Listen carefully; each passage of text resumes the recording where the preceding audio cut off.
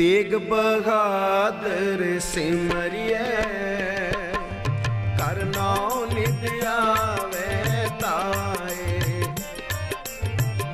तेग बहादुर सिमरिए कर नाम नित आवे ताए। एक ओंकार सतनाम करता पुरख निरभਉ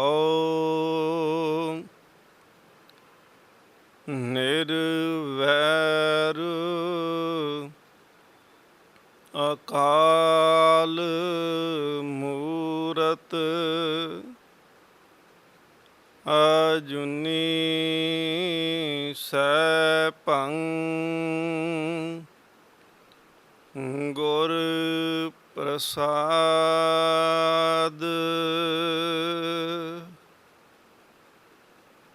तुमरे गुण क्या कहाँ मेरे सतगुरा।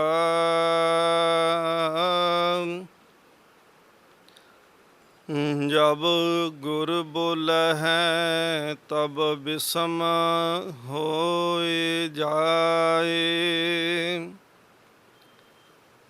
हम जैसे अपराधी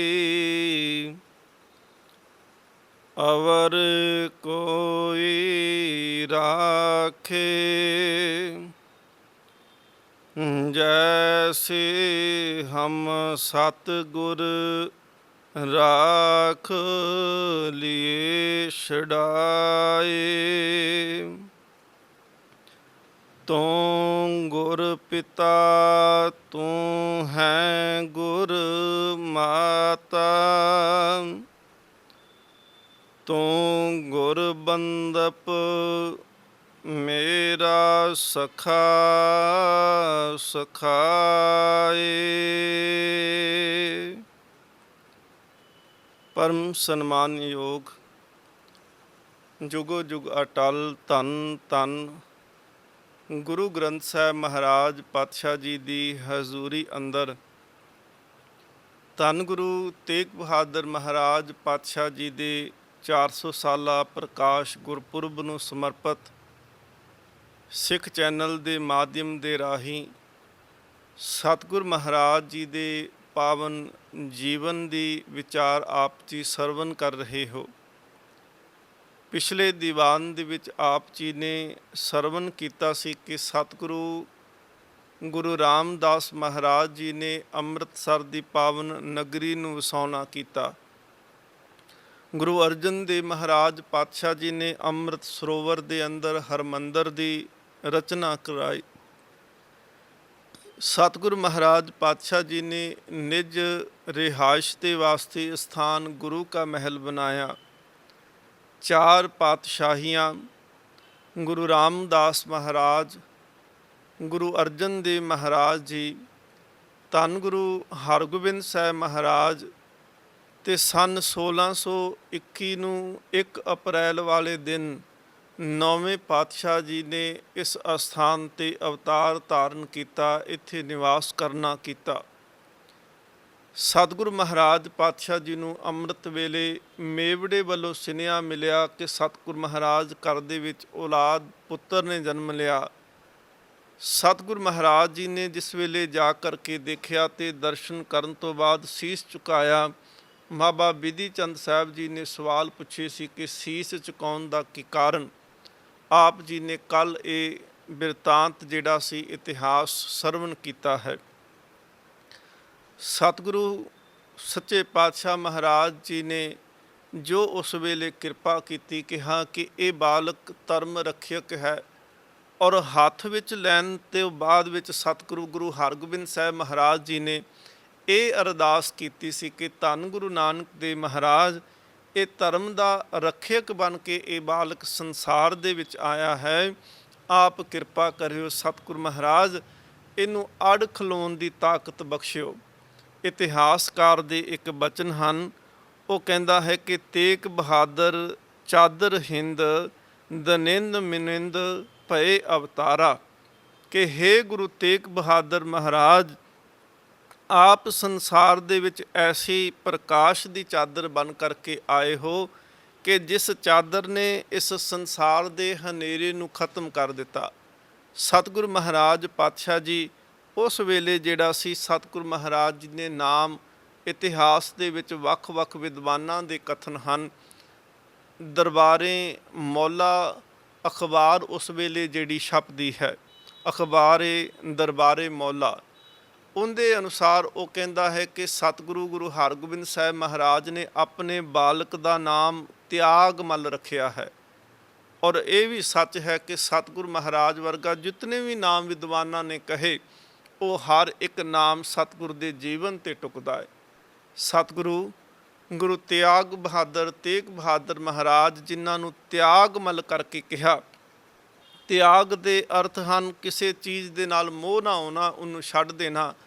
ਪੁਰਾਣੇ ਸਮਿਆਂ ਦੇ ਵਿੱਚ ਲੋਕ ਕੀ ਕਰਦੇ ਸੀ, ਆਪਣੇ ਪਰਿਵਾਰ ਨੂੰ ਛੱਡ ਦੇਣਾ, ਆਪਣਾ ਘਰ-ਬਾਰ ਛੱਡ ਦੇਣਾ, ਆਪਣੇ ਮਹਿਲ ਮਾੜੀਆਂ ਰਾਜ ਨੂੰ ਛੱਡ ਦੇਣਾ, ਪਰ ਆਪ ਜੰਗਲਾਂ ਦੇ ਵਿੱਚ ਚਲੇ ਜਾਣਾ ਤੇ ਉੱਥੇ ਜਾ ਕੇ ਤਪ ਕਰਨਾ। ਪਰ ਐਸਾ ਇਤਿਹਾਸ ਦੇ ਵਿੱਚ ਪਹਿਲੀ ਵਾਰੀ ਹੋਇਆ ਕਿ ਸਤਿਗੁਰੂ ਮਹਾਰਾਜ ਪਾਤਸ਼ਾਹ ਜੀ ਕਿਸੇ ਦੂਸਰੇ ਦਾ ਧਰਮ ਬਚਾਉਣ ਵਾਸਤੇ ਆਪਣੇ ਸਰੀਰ ਦਾ ਤਿਆਗ ਕਰਦੇ ਹਨ। ਦੂਸਰਾ ਜਿਹੜਾ ਅੰਗਰੇਜ਼ ਵਿਦਵਾਨ ਹੈ ਮੈਕਾਲਫ ਲਿਖਦਾ ਹੈ ਕਿ ਸਤਿਗੁਰੂ ਮਹਾਰਾਜ ਜੀ ਦਾ ਨਾਮ ਟੇਕ ਬਹਾਦਰ, ਟੈਂਕੇ ਦੇ ਨਾਲ ਉਹਨਾਂ ਨੇ ਲਿਖਿਆ। ਟੇਕ ਦੇ ਅਰਥ ਹੁੰਦੇ ਨੇ ਭਰੋਸਾ, ਯਕੀਨ, ਆਧਾਰ, ਆਸਰਾ। ਇਹ ਵੀ ਨਾਂ ਜਿਹੜਾ ਸਤਿਗੁਰੂ ਮਹਾਰਾਜ ਜੀ 'ਤੇ ਪੂਰਨ ਤੌਰ 'ਤੇ ਟਿਕਦਾ ਹੈ। ਸਤਿਗੁਰੂ ਸੱਚੇ ਪਾਤਸ਼ਾਹ ਮਹਾਰਾਜ, ਆ ਦੇਖੋ, ਸਿੱਖ ਤਾਂ ਚੱਲ ਕੇ ਆਉਂਦੇ ਨੇ ਤੁਹਾਡੇ ਚਰਨਾਂ ਦੇ ਵਿੱਚ, ਆਪ ਸਿੱਖਾਂ ਦੀਆਂ ਭਾਵਨਾਵਾਂ ਨੂੰ ਪੂਰਾ ਕਰਦੇ ਹੋ। ਪਰ ਸਤਿਗੁਰੂ ਮਹਾਰਾਜ ਜਦੋਂ ਦੂਸਰੇ ਧਰਮ ਵਾਲੇ ਵੀ ਚੱਲ ਕੇ ਆਪ ਜੀ ਦਾ ਆਸਰਾ ਲੈ ਕਰਕੇ ਆਏ ਤੇ ਬੇਨਤੀ ਕੀਤੀ ਕਿ ਬਾਹ ਸਾਡੀ ਪਕੜੀਏ ਹਰ ਗੋਬਿੰਦ ਕੇ ਨੰਦ, ਤੇ ਧੰਨ ਗੁਰੂ ਤੇਗ ਬਹਾਦਰ ਮਹਾਰਾਜ ਆਪ ਜੀ ਉਹਨਾਂ ਦੀ ਟੇਕ ਬਣੇ, ਉਹਨਾਂ ਦਾ ਆਸਰਾ ਬਣੇ। ਕਿਉਂਕਿ ਬਾਣੀ ਦੇ ਵਿੱਚ ਫਰਮਾਨ ਹੈ ਕਿ ਤੂੰ ਮੇਰੋ ਮੇਰ ਪਰਬਤ ਸੁਆਮੀ, ਓਟ ਗਹੀ ਮੈਂ ਤੇਰੀ, ਨਾ ਤੁਮ ਡੋਲੋ ਨਾ ਹਮ ਗਿਰਤੇ, ਰੱਖ ਲੀਨੀ ਹਰ ਮੇਰੀ। ਗੁਰੂ ਦਾ ਜਿਹੜਾ ਆਸਰਾ ਹੈ ਨਾ ਸਾਧ ਸੰਗਤ ਜੀ, ਇਹ ਆਸਰਾ ਪਹਾੜ ਦੇ ਵਾਂਗ ਹੈ। ਤੇ ਸਤਿਗੁਰੂ ਮਹਾਰਾਜ ਜੀ ਨੇ ਬਚਨ ਕਹੇ ਕਿ ਹੇ ਮੇਰੇ ਮਾਲਕ, ਹੇ ਸਤਿਗੁਰੂ, ਤੁਸੀਂ ਮੇਰੇ ਵਾਸਤੇ ਸੁਮੇਰ ਪਰਬਤ ਦੇ ਸਮਾਨ ਹੋ, ਤੁਸੀਂ ਪਹਾੜ ਦੇ ਸਮਾਨ ਹੋ। ਮੈਂ ਤੁਹਾਡਾ ਆਸਰਾ ਲੈ ਲਿਆ, ਹੁਣ ਨਾ ਤੁਸੀਂ ਡੋਲਦੇ ਹੋ ਤੇ ਨਾ ਮੈਂ ਡਿੱਗ ਸਕਦਾ ਹਾਂ। ਤੇ ਜਦੋਂ ਆਪ ਜੀ ਨਹੀਂ ਡੋਲੋਗੇ ਤੇ ਮੈਂ ਫਿਰ ਕਿਵੇਂ ਡਿੱਗਾਂਗਾ? ਇਸ ਕਰਕੇ ਮੈਂ ਆਪ ਜੀ ਦਾ ਆਸਰਾ ਲਿਆ। ਮੈਂ ਕਾਲਫ ਕਹਿੰਦਾ ਹੈ ਕਿ ਧੰਨ ਗੁਰੂ ਹਰਗੋਬਿੰਦ ਸਾਹਿਬ ਮਹਾਰਾਜ ਨੇ ਬਾਲਕ ਦਾ ਨਾਮ ਟੇਕ ਬਹਾਦਰ ਰੱਖਿਆ। ਵਿਦਵਾਨ ਕਹਿੰਦੇ ਨੇ, ਬਹੁਤੇ ਵਿਦਵਾਨ ਤਿਆਗਮਲ ਦੇ ਨਾਲ ਸਹਿਮਤ ਹੋਏ ਕਿ ਤਿਆਗਮਲ ਸਤਿਗੁਰੂ ਮਹਾਰਾਜ ਜੀ ਦਾ ਨਾਮ ਹੈ। ਭਾਈ ਨੰਦ ਲਾਲ ਸਾਹਿਬ ਜੀ ਕਹਿੰਦੇ ਨੇ, 9 ਆਇਨ ਤਰ ਤੋਂ ਭਾਵ ਸੀ ਕਿ ਹੇ ਗੁਰੂ ਤੇਗ ਬਹਾਦਰ ਮਹਾਰਾਜ ਸੱਚੇ ਪਾਤਸ਼ਾਹ ਜੀ, ਆਪ ਸੰਸਾਰ ਦੇ ਵਿੱਚ ਨਵਾਂ ਵਿਧਾਨ ਲਾਗੂ ਕਰਨ ਵਾਸਤੇ ਆਏ ਹੋ। ਆਪ ਜੀ ਸੰਸਾਰ ਦੇ ਵਿੱਚ ਇੱਕ ਨਵਾਂ ਵਿਧਾਨ ਲਾਗੂ ਕਰ ਦੇਵੋਗੇ। ਔਰ ਗੁਰੂ ਗੋਬਿੰਦ ਸਿੰਘ ਮਹਾਰਾਜ ਪਾਤਸ਼ਾਹ ਕਹਿੰਦੇ ਨੇ ਕਿ ਤੇਗ ਬਹਾਦਰ ਸੀ ਕਿਰਿਆ, ਕਰੀ ਨਾ ਕਿਨਹੂ ਆਨ। ਗੁਰੂ ਤੇਗ ਬਹਾਦਰ ਮਹਾਰਾਜ ਜੋ ਸੰਸਾਰ ਦੇ ਵਿੱਚ ਕਰਕੇ ਗਏ, ਸਤਿਗੁਰੂ ਮਹਾਰਾਜ ਪਾਤਸ਼ਾਹ ਕਹਿੰਦੇ ਨੇ ਉਹਦੇ ਵਰਗਾ ਸੰਸਾਰ ਦੇ ਵਿੱਚ ਕੋਈ ਨਹੀਂ। ਸਤਿਗੁਰੂ ਮਹਾਰਾਜ ਸੱਚੇ ਪਾਤਸ਼ਾਹ ਜੀ ਨੇ ਉਸ ਵੇਲੇ ਬਾਲਕ ਦਾ ਨਾਮ ਰੱਖਣਾ ਕੀਤਾ। ਗੁਰੂ ਹਰਗੋਬਿੰਦ ਸਾਹਿਬ ਮਹਾਰਾਜ ਜੀ ਨੇ ਜਿਹੜੀ ਮੁੱਢਲੀ ਸਿੱਖਿਆ ਹੈ, ਅਖਰੀ ਗਿਆਨ ਜਿਹੜਾ ਸੀ, ਵਿੱਦਿਆ ਜਿਹੜੀ ਸੀ, ਉਹ ਸਤਿਕਾਰਯੋਗ ਭਾਈ ਗੁਰਦਾਸ ਸਾਹਿਬ ਜੀ, ਜਿਨ੍ਹਾਂ ਨੇ ਆਦਿ ਬੀੜ ਦੀ ਸੰਪਾਦਨਾ ਗੁਰੂ ਅਰਜਨ ਦੇਵ ਮਹਾਰਾਜ ਜੀ ਦੇ ਹਜ਼ੂਰੀ ਵਿੱਚ ਰਹਿ ਕਰਕੇ ਕੀਤੀ। ਰਾਮਸਰ ਅੰਮ੍ਰਿਤਸਰ ਦੀ ਧਰਤੀ 'ਤੇ ਉਹ ਅਸਥਾਨ ਜਿੱਥੇ ਧੰਨ ਗੁਰੂ ਅਰਜਨ ਦੇਵ ਸੱਚੇ ਪਾਤਸ਼ਾਹ ਮਹਾਰਾਜ ਜੀ ਨੇ ਜਿਹੜਾ ਸੀ, ਉਹਦੀ ਸੰਪਾਦਨਾ ਜਦੋਂ ਆਦਿ ਗ੍ਰੰਥ ਗੁਰੂ ਗ੍ਰੰਥ ਸਾਹਿਬ ਮਹਾਰਾਜ ਨੂੰ ਪੋਥੀ ਸਾਹਿਬ ਉਸ ਵੇਲੇ ਕਿਹਾ ਗਿਆ, ਇਹ ਪੋਥੀ ਸਾਹਿਬ ਦੀ ਸੰਪਾਦਨਾ ਜਿਸ ਵੇਲੇ ਕੀਤੀ ਤੇ ਪਹਿਲੇ ਲਿਖਾਰੀ ਜਿਹੜੇ ਸਨ ਉਹ ਸਤਿਕਾਰਯੋਗ ਭਾਈ ਗੁਰਦਾਸ ਸਾਹਿਬ ਜੀ ਸਨ। ਭਾਈ ਗੁਰਦਾਸ ਸਾਹਿਬ ਜੀ ਨੇ ਬਾਣੀ ਦੀ ਸੰਪਾਦਨਾ ਤੋਂ ਬਾਅਦ ਵਿੱਚ ਬਹੁਤ ਸਾਰੀਆਂ ਆਪਣੀਆਂ ਵਾਰਾਂ, ਕਵਿਤ ਤੇ ਸਵਈਏ ਰਚੇ ਹਨ। ਤੇ ਸਤਿਗੁਰੂ ਗੁਰੂ ਅਰਜਨ ਦੇਵ ਮਹਾਰਾਜ ਜੀ ਦੇ ਇਹ ਬਚਨ ਸਨ ਕਿ ਭਾਈ ਗੁਰਦਾਸ ਸਾਹਿਬ ਜੀ ਦੀ ਜਿਤਨੀ ਬਾਣੀ ਹੈ ਨਾ, ਇਹ ਬਾਣੀ ਦੇ ਅਰਥਾਂ ਨੂੰ ਖੋਲਦੀ ਹੈ। ਬਾਣੀ ਦੇ ਸ਼ਬਦ ਜਿਹੜੇ ਨੇ, ਜਿਹੜੇ ਬਹੁਤ ਡੂੰਘੇ ਅਰਥ ਰੱਖਦੇ ਨੇ। ਜੇਕਰ ਉਹਨਾਂ ਦੀ ਵਿਆਖਿਆ ਪੜ੍ਹਨੀ ਹੈ ਤੇ ਭਾਈ ਗੁਰਦਾਸ ਜੀ ਨੂੰ ਪੜ੍ਹਨਾ ਪਵੇਗਾ। ਭਾਈ ਗੁਰਦਾਸ ਸਾਹਿਬ ਜੀ ਨੂੰ ਫਿਰ ਬਾਣੀ ਦੀ ਕੁੰਜੀ ਕਰਕੇ ਕਿਹਾ ਗਿਆ। ਸਤਿਗੁਰੂ ਮਹਾਰਾਜ ਜੀ ਨੇ ਫਿਰ ਇਹ ਅੱਖਰੀ ਵਿਦਿਆ ਜਿਹੜੀ ਸੀ, ਇਹਦੀ ਪ੍ਰਾਪਤੀ ਦੇ ਵਾਸਤੇ ਭਾਈ ਗੁਰਦਾਸ ਸਾਹਿਬ ਜੀ ਦੇ ਕੋਲ ਗੁਰੂ ਤੇਗ ਬਹਾਦਰ ਮਹਾਰਾਜ ਨੂੰ ਬਿਠਾਉਣਾ ਕੀਤਾ। ਦੂਸਰਾ, ਸਤਿਗੁਰੂ ਮਹਾਰਾਜ ਪਾਤਸ਼ਾਹ ਗੁਰੂ ਤੇਗ ਬਹਾਦਰ ਜੀ ਨੂੰ ਰਮਦਾਸ ਬਾਬਾ ਬੁੱਢਾ ਸਾਹਿਬ ਜੀ ਦੇ ਕੋਲ ਭੇਜਣਾ ਕੀਤਾ। ਬਾਬਾ ਬੁੱਢਾ ਸਾਹਿਬ ਜੀ ਦੇ ਕੋਲੋਂ ਵੀ ਭਾਈ ਗੁਰੂ ਤੇਗ ਬਹਾਦਰ ਮਹਾਰਾਜ ਸੱਚੇ ਪਾਤਸ਼ਾਹ ਜੀ ਨੇ ਵਿਦਿਆ ਪ੍ਰਾਪਤ ਕੀਤੀ। ਤੀਸਰਾ ਸੀ ਸ਼ਸਤਰ ਵਿਦਿਆ। ਸਤਿਗੁਰੂ ਗੁਰੂ ਹਰਗੋਬਿੰਦ ਸੱਚੇ ਪਾਤਸ਼ਾਹ ਮਹਾਰਾਜ ਨੇ ਆਪਣੇ ਸੁਪੁੱਤਰ ਬਾਲਕ ਤੇਗ ਬਹਾਦਰ ਜੀ ਨੂੰ, ਸਤਿਗੁਰਾਂ ਨੂੰ, ਉਹਨਾਂ ਨੂੰ ਸ਼ਸਤਰ ਵਿਦਿਆ ਜਿਹੜੀ ਸੀ ਦੇਣ ਵਾਸਤੇ ਭਾਈ ਜੇਠੇ ਦੇ ਕੋਲ ਬਿਠਾਉਣਾ ਕੀਤਾ। ਭਾਈ ਜੇਠਾ ਜੀ ਨੇ ਸ਼ਸਤਰ ਵਿਦਿਆ ਦਿੱਤੀ। ਭਾਈ ਗੁਰਦਾਸ ਸਾਹਿਬ ਜੀ ਤੇ ਬਾਬਾ ਬੁੱਢਾ ਸਾਹਿਬ ਜੀ ਨੇ ਵਿਦਿਆ ਪੜ੍ਹਾਉਣਾ ਕੀਤੀ। ਔਰ ਭਾਈ ਜੇਠਾ ਜੀ ਉਹ ਸਿੱਖ ਨੇ ਗੁਰੂ ਘਰ ਦੇ ਵਿੱਚ, ਜਿਨ੍ਹਾਂ ਨੇ ਧੰਨ ਗੁਰੂ ਅਰਜਨ ਦੇਵ ਮਹਾਰਾਜ ਨੂੰ ਆਪਣੇ ਅੱਖੀਂ ਸਾਹਮਣੇ ਸ਼ਹੀਦ ਹੁੰਦਿਆਂ ਤੱਕਿਆ, ਕਿਉਂਕਿ 5 ਸਿੱਖ ਉਸ ਵੇਲੇ ਸਤਿਗੁਰੂ ਮਹਾਰਾਜ ਜੀ ਦੇ ਨਾਲ ਗਏ ਨੇ। ਉਹਨਾਂ ਦੇ ਵਿੱਚ ਭਾਈ ਜੇਠਾ ਜੀ ਵੀ ਨੇ। ਭਾਈ ਜੇਠਾ ਜੀ ਉਹ ਸਿੱਖ ਨੇ ਜਿਸ ਵੇਲੇ ਧੰਨ ਗੁਰੂ ਹਰਗੋਬਿੰਦ ਸੱਚੇ ਪਾਤਸ਼ਾਹ ਮਹਾਰਾਜ ਨੂੰ ਸਮੇਂ ਦੀ ਹਕੂਮਤ ਨੇ ਗਵਾਲੀਅਰ ਦੇ ਕਿਲ੍ਹੇ ਦੇ ਵਿੱਚ ਬੰਦ ਕਰ ਦਿੱਤਾ ਸੀ। ਤੇ ਭਾਈ ਜੇਠਾ ਜੀ ਜਿਹੜੇ ਸਨ ਉਹ ਮਹਿਲਾਂ ਦੇ ਵਿੱਚ ਜਾ ਕਰਕੇ ਜਹਾਂਗੀਰ ਨੂੰ ਡਰਾ ਕਰਕੇ ਆਉਂਦੇ ਰਹੇ। ਉਹਦੇ ਤੋਂ ਬਾਅਦ ਵਿੱਚ ਜਿਹੜਾ ਸੀ ਉਹਦੇ ਅੰਦਰ ਭੈ ਇੰਨਾ ਬਣ ਗਿਆ ਤੇ ਉਹਨੇ ਸਤਿਗੁਰੂ ਮਹਾਰਾਜ ਨੂੰ ਰਿਹਾ ਕਰਨ ਦਾ ਨਿਰਣਾ ਕਰ ਲਿਆ। ਭਾਈ ਜੇਠਾ ਜੀ ਤੋਂ ਸ਼ਸਤਰ ਵਿਦਿਆ ਧੰਨ ਗੁਰੂ ਤੇਗ ਬਹਾਦਰ ਮਹਾਰਾਜ ਜੀ ਨੇ ਪ੍ਰਾਪਤ ਕੀਤੀ। ਅਕਸਰ ਇਤਿਹਾਸ ਕਹਿੰਦਾ ਹੈ ਕਿ ਸਤਿਗੁਰੂ ਮਹਾਰਾਜ ਪਾਤਸ਼ਾਹ ਜੀ ਦੇ ਮਾਤਾ ਮਹਿਲ ਮਾਤਾ ਨਾਨਕੀ ਜਿਹੜੇ ਨੇ, ਗੁਰੂ ਤੇਗ ਬਹਾਦਰ ਮਹਾਰਾਜ ਜੀ ਦੇ ਸਤਿਕਾਰਯੋਗ ਮਾਤਾ ਜੀ, ਉਹਨਾਂ ਨੇ ਗੁਰੂ ਹਰਗੋਬਿੰਦ ਸੱਚੇ ਪਾਤਸ਼ਾਹ ਮਹਾਰਾਜ ਨੂੰ ਅਕਸਰ ਕਹਿਣਾ ਕਿ ਸਤਿਗੁਰੂ ਮਹਾਰਾਜ ਤੁਹਾਡੇ ਵੱਡੇ ਪੁੱਤਰ ਨੇ ਬਾਬਾ ਗੁਰਦਿੱਤਾ ਜੀ, ਸਮੁੱਚਾ ਜਿਹੜਾ ਪ੍ਰਬੰਧ ਹੈ ਗੁਰੂ ਘਰ ਦਾ ਉਹ ਦੇਖਦੇ ਨੇ। ਬਾਬਾ ਸੂਰਜਮਲ ਜਿਹੜੇ ਨੇ ਉਹ ਵੀ ਬਹੁਤ ਸਿਆਣੇ ਨੇ। ਬਾਬਾ ਅਨੀ ਰਾਏ, ਬਾਬਾ ਅਟਲ ਰਾਏ ਜਿਹੜੇ ਨੇ ਉਹ ਵੀ ਆਪ ਜੀ ਦੀ ਹਜ਼ੂਰੀ ਵਿੱਚ ਰਹਿੰਦੇ ਨੇ। ਔਰ ਸਤਿਗੁਰੂ ਸੱਚੇ ਪਾਤਸ਼ਾਹ ਮਹਾਰਾਜ ਕਿ ਆਪ ਬਹੁਤਾ ਪਿਆਰ ਜਿਹੜਾ ਹੈ ਉਹ ਤੇਗ ਬਹਾਦਰ ਜੀ ਨੂੰ ਕਰਦੇ ਹੋ। ਇਹਦੇ ਪਿੱਛੇ ਕਾਰਨ ਕੀ ਹੈ? ਉਸ ਵੇਲੇ ਸਤਿਗੁਰੂ ਮਹਾਰਾਜ ਜੀ ਨੇ ਬਚਨ ਕਹੇ ਸੀ, ਕਹਿਣ ਲੱਗੇ ਕਿ ਇਸ ਕੋ ਪੁੱਤਰ ਹੋਏ ਬਲਵੰਡਾ। ਇਹਦਾ ਪੁੱਤਰ ਜਿਹੜਾ ਹੈ, ਇਹਦੇ ਘਰ ਦੇ ਵਿੱਚ ਪੁੱਤਰ ਨੇ ਜਿਸ ਨੇ ਜਨਮ ਲੈਣਾ ਹੈ। ਤੇਗ ਬਹਾਦਰ ਦੇ ਘਰ ਦੇ ਵਿੱਚ ਇੱਕ ਬਹੁਤ ਬਲਸ਼ਾਲੀ ਪੁੱਤਰ ਜਨਮ ਲਏਗਾ, ਤੇਜ ਪ੍ਰਚੰਡ ਤਰੰਡ ਖਲਖੰਡਾ। ਕਹਿੰਦੇ ਉਹਦਾ ਤੇਜ ਜਿਹੜਾ ਹੈ, ਉਹਦਾ ਪ੍ਰਕਾਸ਼ ਉਹਦੇ ਬਰਾਬਰ, ਉਹਦੇ ਸਮਾਨ ਹੋਰ ਕੋਈ ਨਹੀਂ ਹੋਵੇਗਾ। ਇਤਿਹਾਸ ਕਹਿੰਦਾ ਹੈ ਕਿ ਬਾਬਾ ਅਟਲ ਰਾਏ ਜੀ, ਜਿਨ੍ਹਾਂ ਦਾ ਪ੍ਰਕਾਸ਼ ਅੰਮ੍ਰਿਤਸਰ ਦੀ ਹੀ ਧਰਤੀ ਦੇ ਉੱਤੇ ਗੁਰਦੁਆਰਾ ਗੁਰੂ ਕੇ ਮਹਿਲ ਵਿੱਚ ਹੋਇਆ, ਇਹਨਾਂ ਦਾ ਪ੍ਰਕਾਸ਼ 1619 ਦੇ ਵਿੱਚ ਹੁੰਦਾ ਹੈ। 2 ਸਾਲ ਸਤਿਗੁਰੂ ਗੁਰੂ ਤੇਗ ਬਹਾਦਰ ਮਹਾਰਾਜ ਤੋਂ ਉਮਰ ਕਰਕੇ ਵੱਡੇ ਨੇ। ਤੇ ਸਤਿਗੁਰੂ ਸੱਚੇ ਪਾਤਸ਼ਾਹ ਮਹਾਰਾਜ ਜੀ ਨੇ ਦੇਖਣਾ, ਅਕਸਰ ਬਾਬਾ ਅਟਲ ਰਾਏ ਜਿਹੜੇ ਸਨ ਉਹ ਪੰਘੂੜੇ ਦੇ ਵਿੱਚ ਬੈਠ ਜਾਣਾ ਤੇ ਪੰਘੂੜੇ ਦੇ ਵਿੱਚ ਬੈਠੇ ਵੀ ਚੌਂਕੜਾ ਮਾਰਿਆ ਹੋਣਾ।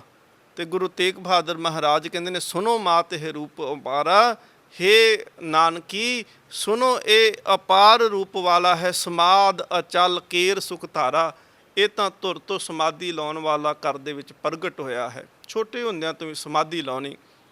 ਸਤਿਗੁਰੂ ਮਹਾਰਾਜ ਪਾਤਸ਼ਾਹ ਜੀ ਗੁਰੂ ਤੇਗ ਬਹਾਦਰ ਮਹਾਰਾਜ ਜੀ ਨੂੰ ਬਹੁਤਾ ਪਿਆਰ ਕਰਨਾ, ਆਪਣੇ ਕੋਲ ਬਿਠਾਉਣਾ।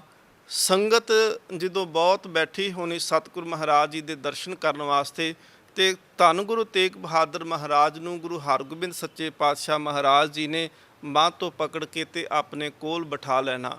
ਮਾਤਾ ਜੀ ਨੇ ਪੁੱਛਣਾ, ਇਤਨਾ ਪਿਆਰ ਕਿਉਂ? ਕਹਿਣ ਲੱਗੇ ਕਿ ਇਹਨੇ ਜੋ ਸੰਸਾਰ ਤੇ ਕਰਕੇ ਜਾਣਾ ਹੈ, ਸਮਾਂ ਆਵੇਗਾ ਇਹਨੇ ਗੁਰਤਾ ਦਾ ਵਾਰਸ ਵੀ ਬਣਨਾ ਹੈ।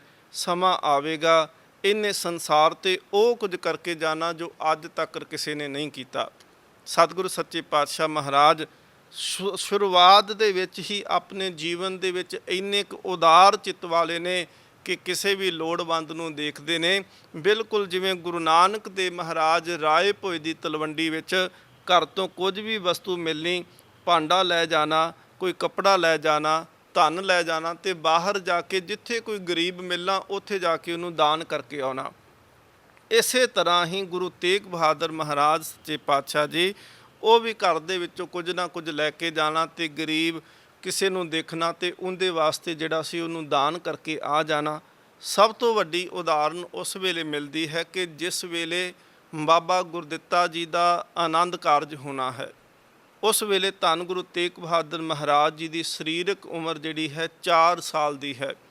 ਸਤਿਗੁਰੂ ਸੱਚੇ ਪਾਤਸ਼ਾਹ ਮਹਾਰਾਜ ਨੂੰ ਉਸ ਵੇਲੇ ਸਭ ਤੋਂ ਪਹਿਲਾਂ ਬਾਲਕ ਜਾਣ ਕਰਕੇ ਮਾਤਾ ਨਾਨਕੀ ਜੀ ਨੇ ਬਹੁਤ ਸੋਹਣੀ ਤੇ ਸੁੰਦਰ ਪੋਸ਼ਾਕ ਪਹਿਨਾਉਣਾ ਕੀਤੀ, ਬੜੀ ਸੋਹਣੀ ਦਸਤਾਰ ਪਹਿਨਾਈ, ਉੱਪਰ ਸੋਹਣੀ ਕਲਗੀ ਸਜਾਈ ਹੈ, ਹੱਥਾਂ ਦੇ ਵਿੱਚ ਬਹੁਤ ਸੋਹਣੇ ਤੇ ਕੀਮਤੀ ਕੰਗਣ ਪਾਉਣਾ ਕੀਤੇ ਤੇ ਸਤਿਗੁਰੂ ਮਹਾਰਾਜ ਤਿਆਰ ਹੋ ਕਰਕੇ 4 ਸਾਲ ਦੀ ਉਮਰ ਦੇ ਵਿੱਚ ਹਜੇ ਬਾਕੀ ਸਾਰੇ ਤਿਆਰ ਹੁੰਦੇ ਪਏ ਨੇ ਤੇ ਮਹਾਰਾਜ ਗੁਰੂ ਤੇਗ ਬਹਾਦਰ ਜੀ ਉਹ ਖੇਡਦਿਆਂ ਹੋਇਆਂ ਘਰ ਤੋਂ ਗੁਰਦੁਆਰਾ ਗੁਰੂ ਕੇ ਮਹਿਲ ਅਸਥਾਨ ਤੋਂ ਬਾਹਰ ਜਿਸ ਵੇਲੇ ਆਏ ਨਾ ਤੇ ਆ ਕਰਕੇ ਦੇਖਿਆ ਕਿ ਬਾਹਰ ਇੱਕ ਬਾਲਕ ਜਿਹੜਾ ਸੀ ਹਮ ਉਮਰ ਸਤਿਗੁਰੂ ਮਹਾਰਾਜ ਜੀ ਦਾ, ਉਹ ਠੰਡ ਦੇ ਵਿੱਚ ਨਾ ਠਰਦਾ ਪਿਆ ਹੈ।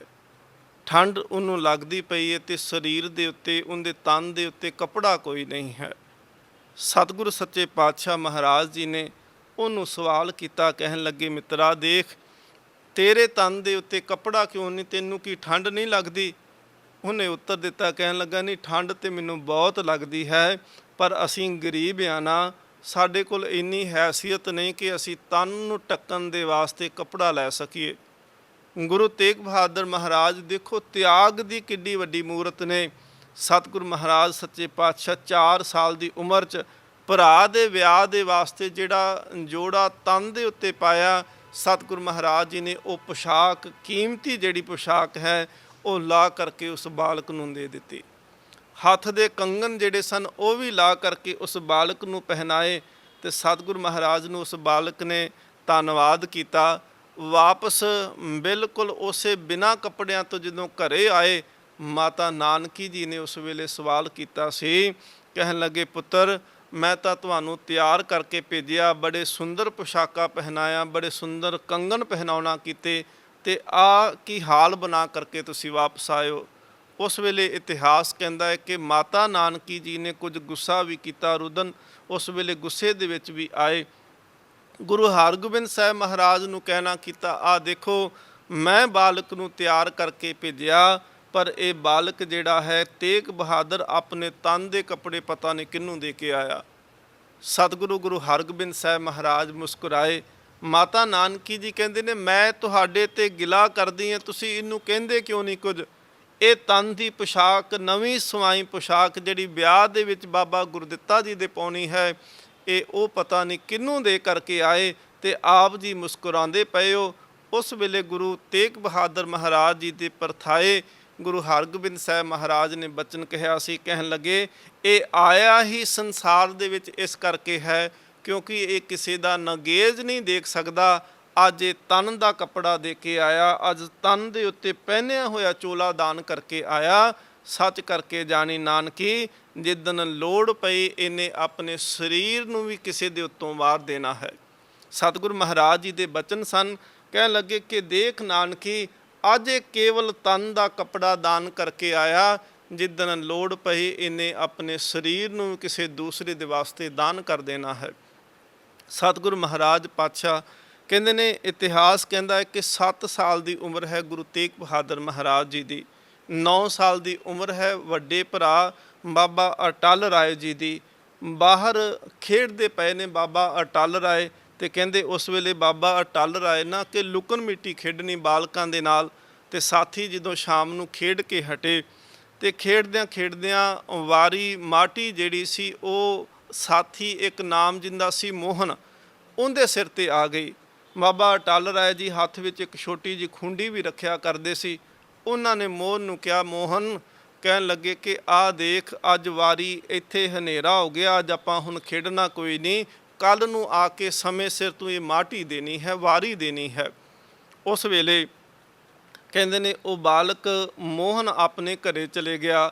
ਬਾਬਾ ਅਟਲ ਰਾਏ ਜੀ ਵੀ ਆਪਣੇ ਘਰ ਦੇ ਵਿੱਚ ਪਰਤ ਆਏ ਤੇ ਕਹਿੰਦੇ ਨੇ ਕਿ ਜਦੋਂ ਅਗਲੀ ਸਵੇਰ ਹੋਈ ਸਾਰੇ ਬੱਚੇ ਇਕੱਠੇ ਹੋਏ, ਬਾਬਾ ਅਟਲ ਰਾਏ ਜੀ ਵੀ ਆ ਗਏ ਤੇ ਉਹਨਾਂ ਨੇ ਪੁੱਛਿਆ, ਕਹਿੰਦੇ ਜਿੰਦੇ ਸਿਰ ਤੇ ਬਾਟੀ ਸੀ ਉਹ ਕਿਉਂ ਨਹੀਂ ਆਇਆ। ਉਸ ਵੇਲੇ ਸਾਥੀਆਂ ਨੇ ਕਿਹਾ, ਲੱਗਦਾ ਹੈ ਕਿ ਮਾਟੀ ਦੇਣ ਦਾ ਮਾਰਾ ਵਾਪਸ ਨਹੀਂ ਆਇਆ। ਬੱਚਿਆਂ ਨੂੰ ਭੇਜਿਆ, ਕਹਿੰਦੇ ਜਾਓ ਉਸ ਨੂੰ ਬੁਲਾ ਕੇ ਲੈ ਕੇ ਆਓ। ਜਦੋਂ ਬਾਬੇ ਅਟਲ ਰਾਏ, ਬਾਬਾ ਅਟਲ ਰਾਏ ਜੀ ਦੇ ਹੁਕਮ ਦੇ ਨਾਲ ਬਾਲਕ ਮੋਹਨ ਦੇ ਘਰ ਜਾਂਦੇ ਨੇ ਤੇ ਮਾਤਾ ਪਿਤਾ ਰੁਦਨ ਕਰਕੇ ਆਖਦੇ ਨੇ, ਕਹਿਣ ਲੱਗੇ ਕਿ ਇਹਨੂੰ ਰਾਤ ਦਾ ਸੱਪ ਲੜ ਗਿਆ, ਇਹ ਹੁਣ ਪੱਕੀ ਨੀਂਦ ਸੌਂ ਗਿਆ, ਇਹਨੇ ਹੁਣ ਉੱਠਣਾ ਨਹੀਂ।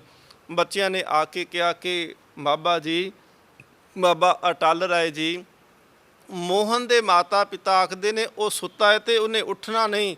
ਬਾਬਾ ਅਟਲ ਰਾਏ ਛੜੀ ਫੜ ਕੇ ਉਸ ਮਾਲਕ ਮੋਹਨ ਦੇ ਘਰ ਜਾਂਦੇ ਆ, ਕਹਿੰਦੇ ਉੱਠਣਾ ਕਿਉਂ ਨਹੀਂ, ਅਸੀਂ ਉਠਾਲ ਕੇ ਲੈ ਕੇ ਆਉਂਦੇ ਆ। ਮਾਤਾ ਪਿਤਾ ਨੂੰ ਕਿਹਾ ਕਿ ਮੋਹਨ ਨੂੰ ਬਾਹਰ ਭੇਜੋ, ਅਸੀਂ ਖੇਡਣਾ। ਤੇ ਉਹਨਾਂ ਨੇ ਕਿਹਾ ਜੀ ਉਹ ਸਾਡੀ ਆਵਾਜ਼ ਨਹੀਂ ਸੁਣੇਗਾ, ਜਿੱਥੇ ਜਾ ਕੇ ਉਹ ਸੌਂ ਗਿਆ ਸਾਡੀ ਆਵਾਜ਼ ਨਾਲ ਉਹਨੇ ਉੱਠਣਾ ਕੋਈ ਨਹੀਂ। ਹਾਂ, ਇਸ ਤਰ੍ਹਾਂ ਜ਼ਰੂਰ ਹੋ ਸਕਦਾ ਹੈ ਕਿ ਆਪ ਜੀ ਉਹਨੂੰ ਆਵਾਜ਼ ਮਾਰੋ ਤੇ ਆਪ ਜੀ ਦੀ ਆਵਾਜ਼ ਦੇ ਨਾਲ ਉਹ ਉੱਠ ਖਲੋਵੇ। ਧੰਨ ਗੁਰੂ ਹਰਗੋਬਿੰਦ ਸਾਹਿਬ ਮਹਾਰਾਜ ਜੀ ਦੇ ਸਪੁੱਤਰ ਬਾਬਾ ਅਟਲ ਰਾਏ ਜੀ ਮੋਹਨ ਦੇ ਕੋਲ ਗਏ, ਛੜੀ ਗਲ ਦੇ ਵਿੱਚ ਪਾਈ ਤੇ ਉਹਨੂੰ ਫੜ ਕੇ ਕਿਹਾ ਕਿ ਉੱਠ ਮੋਹਨ, ਉੱਠਦਾ ਕਿਉਂ ਨਹੀਂ। ਤੇ ਮੋਹਨ ਜਿਹੜਾ ਸੀ ਉਹ ਜਿੰਦਾ ਹੋ ਗਿਆ, ਉਹ ਉੱਠ ਕੇ ਬੈਠਿਆ। ਮਾਤਾ ਪਿਤਾ ਖੁਸ਼ ਹੋਏ ਕਿ ਉਹਨਾਂ ਦਾ ਬਾਲਕ ਜਿਉਂਦਾ ਹੋਇਆ। ਤੇ ਸਤਿਗੁਰੂ ਮਹਾਰਾਜ ਪਾਤਸ਼ਾਹ ਦੇ ਕੋਲ ਇਹ ਚਰਚਾ ਹੁੰਦੀ ਲੋਕਾਂ ਦੇ ਵਿੱਚ ਕਿ ਗੁਰੂ ਸਾਹਿਬ ਜੀ ਦਾ ਸਪੁੱਤਰ ਵੀ ਗੁਰੂ ਵਾਂਗੂ ਸ਼ਕਤੀਸ਼ਾਲੀ, ਉਹਨੇ ਮਰਿਆ ਹੋਇਆ ਬਾਲਕ ਜਿੰਦਾ ਕਰ ਦਿੱਤਾ। ਗੁਰੂ ਹਰਗੋਬਿੰਦ ਸਾਹਿਬ ਮਹਾਰਾਜ ਜੀ ਦੇ ਕੋਲ ਜਦੋਂ ਇਹ ਸਾਰੀ ਵਾਰਤਾ ਪਹੁੰਚੀ, ਸਤਿਗੁਰੂ ਸੱਚੇ ਪਾਤਸ਼ਾਹ ਮਹਾਰਾਜ ਜੀ ਨੇ ਬਾਲਕ ਨੂੰ ਸੱਦਣਾ ਕੀਤਾ, ਬਾਬਾ ਅਟਲ ਰਾਏ ਜੀ ਨੂੰ ਬੁਲਾਇਆ। ਫਿਰ ਸਤਿਗੁਰੂ ਮਹਾਰਾਜ ਨੇ ਕਿਹਾ ਕਿ ਦੇਖ ਬਾਬਾ ਅਟਲ ਰਾਏ ਜੀ, ਕਿ ਉਹ ਮਾਲਕ ਹਰ ਕਿਸੇ ਨੂੰ ਉਹਨੇ ਆਪਣੇ ਵਿਧੀ ਵਿਧਾਨ 'ਚ ਬੰਨਿਆ ਹੈ। ਉਹਨੇ ਮਰਨ ਤੇ ਜੀਵਨ ਆਪਣੇ ਹੱਥ ਵਿੱਚ ਰੱਖਿਆ ਹੈ। ਇਹ ਤਾਂ ਜਿਹਾ ਚੀਰੀ ਲਿਖਿਆ ਤੇਹਾ ਹੁਕਮ ਕਮਾਏ, ਘੱਲੇ ਆਵੇ ਨਾਨਕਾ ਸੱਦੇ ਉੱਠੀ ਜਾਹੇ। ਇਹ ਤਾਂ ਇਵੇਂ ਵਿਧਾਨ ਬਣਿਆ ਹੈ ਕਿ ਜੰਮਣ ਮਰਨਾ ਹੁਕਮ ਹੈ, ਭਾਣੇ ਆਵੇ ਜਾਏ। ਇੱਥੇ ਸੰਸਾਰ ਦੇ ਵਿੱਚ ਹੁਕਮ ਦੇ ਵਿੱਚ ਕੋਈ ਆਉਂਦਾ ਹੈ ਤੇ ਹੁਕਮ ਦੇ ਵਿੱਚ ਹੀ ਸੰਸਾਰ ਤੋਂ ਚਲੇ ਜਾਂਦਾ ਹੈ।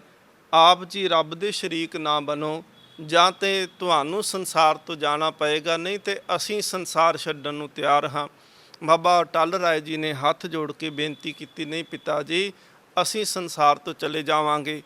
ਜਿਹੜਾ ਹਰਿਮੰਦਰ ਸਾਹਿਬ ਦੇ ਕੋਲ ਅਸਥਾਨ ਦੇਖਦੇ ਹਾਂ ਬਾਬਾ ਅਟਲ ਰਾਏ ਜੀ ਦਾ, ਇਸ ਅਸਥਾਨ 'ਤੇ ਆ ਕਰਕੇ ਬਾਬਾ ਅਟਲ ਰਾਏ ਜੀ ਨੇ ਸਮਾਧੀ ਵਿੱਚ ਬੈਠੇ ਤੇ ਆਪਣੇ ਪ੍ਰਾਣ ਤਿਆਗ ਦਿੱਤੇ। ਸਤਿਗੁਰੂ ਮਹਾਰਾਜ ਜੀ ਨੇ ਪਰਮਾਤਮਾ ਦਾ ਸ਼ੁਕਰ ਕੀਤਾ। ਉਸ ਵੇਲੇ ਗੁਰੂ ਤੇਗ ਬਹਾਦਰ ਮਹਾਰਾਜ ਜੀ ਦੀ 7 ਸਾਲ ਉਮਰ ਹੈ ਤੇ ਬਾਬਾ ਅਟਲ ਰਾਏ ਜੀ ਦੇ ਜਾਣ ਤੋਂ ਬਾਅਦ ਵਿੱਚ ਇਤਿਹਾਸ ਕਹਿੰਦਾ ਹੈ ਕਿ ਸਤਿਗੁਰੂ ਮਹਾਰਾਜ ਜੀ ਦੇ ਸਾਂਢੂ ਵੀ ਨੇ ਤੇ ਸਿੱਖ ਵੀ ਨੇ। ਭਾਈ ਸਾਈਂ ਦਾਸ ਉਹ ਵੀ ਅਫਸੋਸ ਦੇ ਵਾਸਤੇ ਆਏ ਤੇ ਗੁਰੂ ਹਰਗੋਬਿੰਦ ਸਾਹਿਬ ਮਹਾਰਾਜ ਜੀ ਦੇ ਚਰਨਾਂ ਵਿੱਚ ਆ ਕੇ ਬੈਠੇ।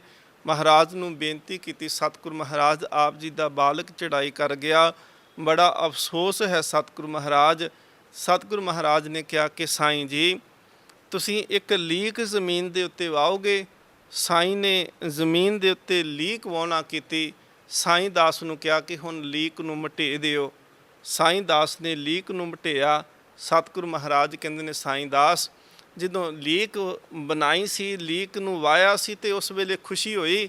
ਕਹਿਣ ਲੱਗਾ, ਨਹੀਂ ਖੁਸ਼ੀ ਕਾਹਦੀ ਮਹਾਰਾਜ, ਤੁਸੀਂ ਹੁਕਮ ਕੀਤਾ ਤੇ ਮੈਂ ਲੀਕ ਵਾਹ ਦਿੱਤੀ। ਮਹਾਰਾਜ ਕਹਿੰਦੇ ਨੇ, ਜਦੋਂ ਲੀਕ ਨੂੰ ਮਟਿਆ ਉਸ ਵੇਲੇ ਕੋਈ ਗਮ ਕੋਈ ਦੁੱਖ ਹੋਇਆ। ਸਾਈਂ ਦਾਸ ਕਹਿੰਦਾ, ਮਹਾਰਾਜ ਨਹੀਂ, ਤੁਹਾਡਾ ਹੁਕਮ ਸੀ, ਤੁਸੀਂ ਹੁਕਮ ਕੀਤਾ ਲੀਕ ਵਾਹ ਦਿੱਤੀ, ਤੁਸੀਂ ਹੁਕਮ ਕੀਤਾ ਲੀਕ ਮੇਟ ਦਿੱਤੀ। ਸਤਿਗੁਰੂ ਮਹਾਰਾਜ ਕਹਿੰਦੇ, ਬਸ ਇਸੇ ਤਰ੍ਹਾਂ ਹੀ ਸਤਿਗੁਰੂ ਮਹਾਰਾਜ ਕਹਿੰਦੇ ਸੰਸਾਰ ਦਾ ਜੀਵਨ ਕਿ ਇੱਥੇ ਬਾਬਾ ਅਟਲ ਰਾਏ ਜੀ ਇੱਕ ਰੱਬ ਦੀ ਵਾਹੀ ਹੋਈ ਲੀਕ ਆ। ਉਹਨੇ ਆਪ ਹੀ ਪਰਮਾਤਮਾ ਨੇ ਇਹ ਲੀਕਾਂ ਵਾਹੀਆਂ ਤੇ ਉਹ ਆਪ ਹੀ ਮਟੇਣ ਵਾਲਾ। ਫਿਰ ਸਾਨੂੰ ਕਿਸ ਗੱਲ ਦਾ ਦੁੱਖ। ਗੁਰੂ ਤੇਗ ਬਹਾਦਰ ਮਹਾਰਾਜ ਜੀ ਨੇ ਫਿਰ ਪਿਤਾ ਜੀ ਗੁਰੂ ਹਰਗੋਬਿੰਦ ਸਾਹਿਬ ਮਹਾਰਾਜ ਨੂੰ ਆਪਣੇ ਸਪੁੱਤਰ ਦੇ ਜਾਣ ਕਰਕੇ ਬਿਲਕੁਲ ਅਡੋਲ ਤੇ ਸ਼ਾਂਤ ਚਿੱਤ ਦੇਖਿਆ, ਕਿਉਂਕਿ ਧੰਨ ਗੁਰੂ ਹਰਗੋਬਿੰਦ ਸੱਚੇ ਪਾਤਸ਼ਾਹ ਮਹਾਰਾਜ, ਇਤਿਹਾਸ ਕਹਿੰਦਾ ਹੈ ਕਿ ਉਹਨਾਂ ਦੇ ਚਿਹਰੇ 'ਤੇ ਕਦੀ ਵੀ ਗੁੱਸਾ ਨਹੀਂ ਆਇਆ। ਸਤਿਗੁਰੂ ਮਹਾਰਾਜ ਭਾਵੇਂ ਜੰਗ ਦੇ ਮੈਦਾਨ ਦੇ ਵਿੱਚ ਹੋਵਣ, ਭਾਵੇਂ ਸਤਿਗੁਰੂ ਮਹਾਰਾਜ ਅਕਾਲ ਤਖਤ 'ਤੇ ਬੈਠੇ ਹੋਵਣ, ਭਾਵੇਂ ਸਤਿਗੁਰੂ ਸੱਚੇ ਪਾਤਸ਼ਾਹ ਮਹਾਰਾਜ ਉਸ ਵੇਲੇ ਬਾਬਾ ਅਟਲ ਰਾਏ ਜੀ ਦੇ ਅਫਸੋਸ ਦੇ ਉੱਤੇ ਬਾਬਾ ਸਾਈਂ ਦਾਸ ਜੀ ਬੇਨਤੀ ਕਰਦੇ ਪਏ ਨੇ, ਪਰ ਸਤਿਗੁਰੂ ਮਹਾਰਾਜ ਬਿਲਕੁਲ ਅਡੋਲ ਚਿੱਤ ਹੋ ਕੇ ਬੈਠੇ ਤੇ ਗੁਰੂ ਤੇਗ ਬਹਾਦਰ ਮਹਾਰਾਜ ਜੀ ਨੇ ਗੁਰੂ ਹਰਗੋਬਿੰਦ ਸਾਹਿਬ ਮਹਾਰਾਜ ਜੀ ਦੇ ਜੀਵਨ ਵਿੱਚੋਂ ਇਹ ਵੀ ਦਾਤ ਪ੍ਰਾਪਤ ਕੀਤੀ ਕਿ ਜੇ ਦੁੱਖ ਆ ਜਾਵੇ ਤੇ ਅਡੋਲ ਕਿਵੇਂ ਰਹਿਣਾ। ਜਿਵੇਂ ਬਾਣੀ ਦੇ ਬਚਨ ਹਨ ਨਾ ਸਤਿਗੁਰੂ ਮਹਾਰਾਜ ਜੀ ਦੇ ਕਿ ਜੋ ਨਰ ਦੁੱਖ ਮੈਂ ਦੁੱਖ ਨਹੀਂ ਮਾਨੇ, ਸੁਖ ਸਨੇ ਅਰ ਪੈ ਨਹੀਂ ਜਾ ਕੇ ਕੰਚਨ ਮਾਟੀ ਮਾਨੇ। ਸਤਿਗੁਰੂ ਮਹਾਰਾਜ ਕਿਰਪਾ ਕਰਨ। ਇਤਿਹਾਸ ਦੀ ਲੜੀ ਨੂੰ ਆਪਾਂ ਅੱਗੇ ਤੋਰਾਂਗੇ। ਇੱਥੋਂ ਤੱਕ ਰਹੀ ਸਮਾਪਤੀ ਹੈ। ਬੋਲਦਿਆਂ ਹੋਈਆਂ ਭੁੱਲਾਂ ਦੀ ਖਿਮਾ। ਬੁਲਾਓ ਫਤਿਹ। ਵਾਹਿਗੁਰੂ ਜੀ ਕਾ ਖਾਲਸਾ, ਵਾਹਿਗੁਰੂ ਜੀ ਕੀ ਫਤਿਹ। ਤੇਗ ਬਹਾਦਰ ਸਿਮਰਿਐ